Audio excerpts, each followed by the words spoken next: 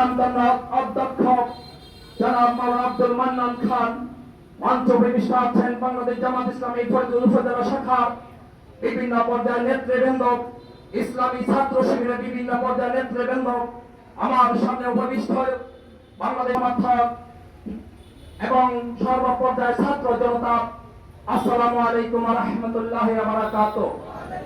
সংগ্রামী ছাত্র জনতা, আজকে এমন একটি সময়ে কর্মী সম্মেলন অনুষ্ঠিত হতে যাচ্ছে, যেই সময়টি আমাদের জন্য একটি কঠিন একটি চ্যালেঞ্জের সময় সামনে এসে উপনীত হয়েছে।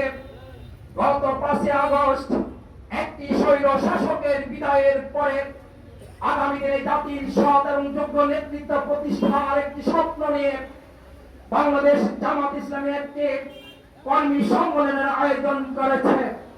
সম্মানিত ছাত্র জনতা, এই স্বৈর শাসক দীর্ঘ 16টি বছর শাসন করে ব্যাংক এবং বিমাকে একেবারে তলানিতে পুষিয়ে দিয়েছে। ব্যাংক এবং বিমার সকল অর্থ বিদেশে পাচার করে বেগম পাড়ায় বাড়ি এবং প্লটের মালিক হয়েছে এই স্বৈর শাসকের মন্ত্রী এবং এমপিরা। সংগ্রামী ছাত্র জনতা, তাই শুধু নয়, এদেশের শিক্ষা ব্যবস্থাকে ধ্বংসের চূড়ান্ত পর্যায়ে উঠে দিয়েছে।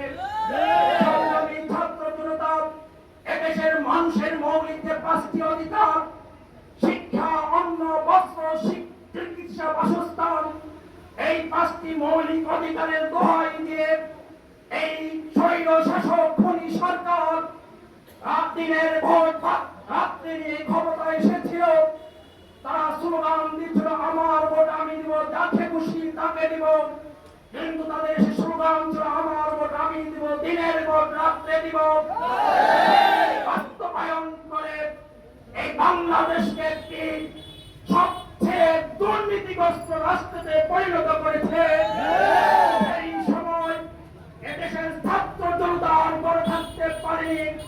তারা কফিনকে মাথায় বেঁধে এই স্বৈর শাসককে বিদায় ঘটানোর জন্য ওই জুন মাসের 1 তারিখ থেকে আন্দোলনের ঘোষণা দিয়ে 5 আগস্ট এই স্বৈর শাসককে এদেশ থেকে পালিয়ে যেতে বাধ্য করা হয়েছে।